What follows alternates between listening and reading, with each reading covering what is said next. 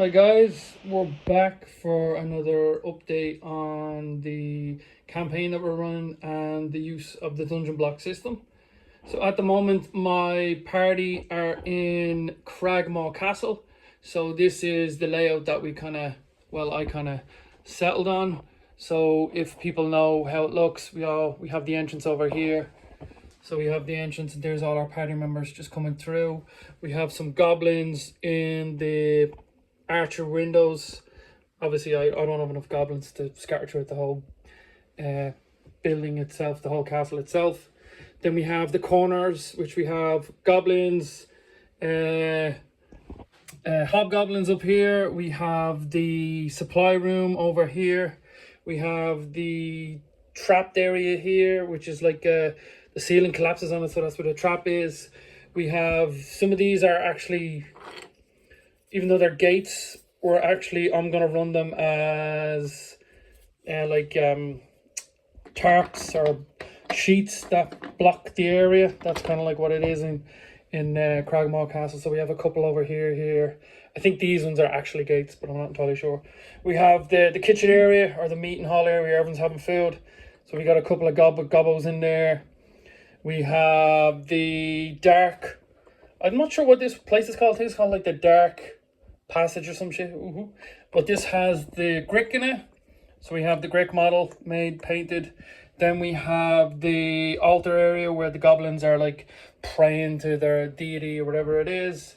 Further down we have empty hallway junction, and another empty area, which is the back way, the secret area into the castle itself.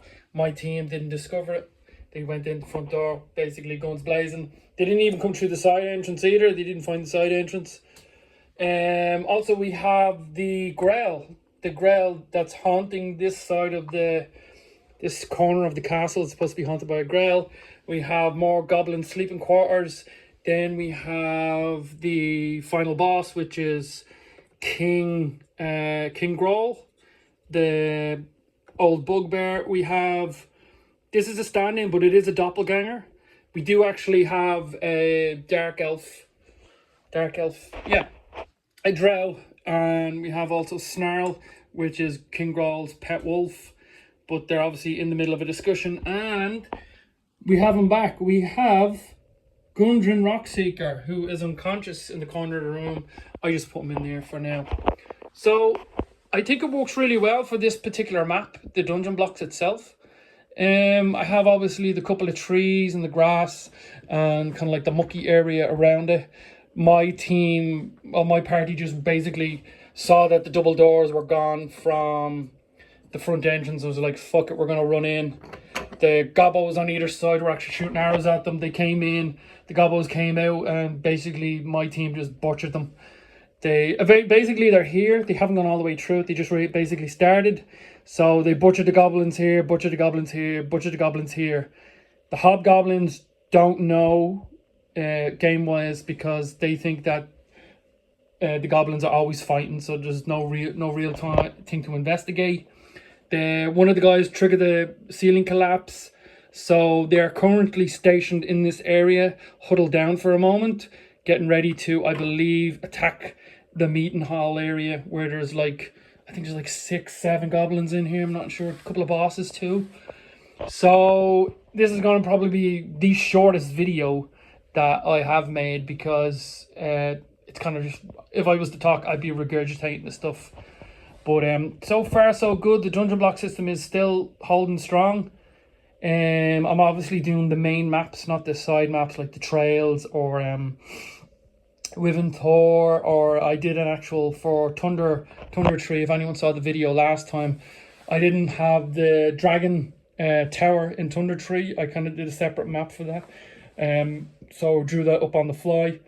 But the bigger maps, I'm gonna always try and see if I can get dungeon blocks to cover it. My only issue, okay, this is probably, I probably said it in a video previously, but my only issue with the dungeon block system is it's very tricky to do fog of war. So like I have a black tarp I put over everything, and I kind of just roll it back and kind of reveal bits, but you can still see kind of like bits of other like rooms and all that. So I kind of like, what's the fucking point? So basically, one guy said online, and another one said in the messages, that one of the things that they would do is monsters would have maps of the dungeons themselves, and when you like investigate the monster, you'll find out, you take the map, gold, whatever they have on them. So one of the goblins actually prior to this, one of the goblins prior to this had the map for this whole castle. So basically, when they discovered the goblin and discovered the map, they took it away.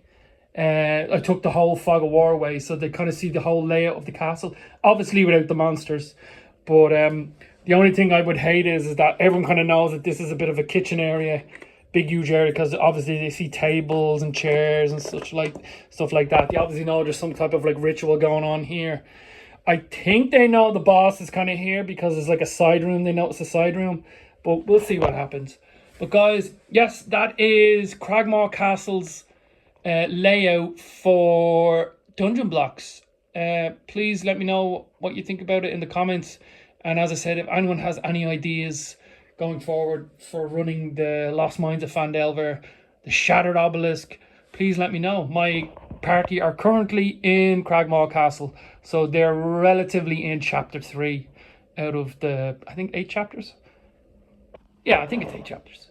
Anywho, I will let yous be, and I'm going to do a sweep to finish it all off.